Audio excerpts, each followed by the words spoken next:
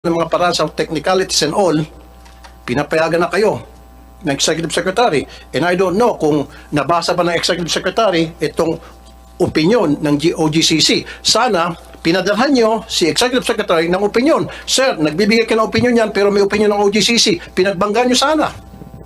Siguro baka hindi siguro nabasa ito ng Executive Secretary kasi kung nabasa ito ni ES, then he might not have issued that kind of letter. Kasi kung ako sa Executive Secretary at pinabasa mo sa akin to, ba't pa ako mag-issue ng sulat ng ganon?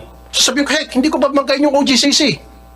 Kasi sigurado ako si ES, he'll make sure na talagang nagko-confront tayo sa lahat ng mga patakaran, sa lahat ng mga protocol sa departamento ng Executive.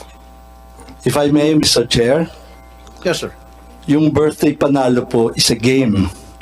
Yung pong e-lotto is a betting platform. Malaki pong pagkakaiba yun.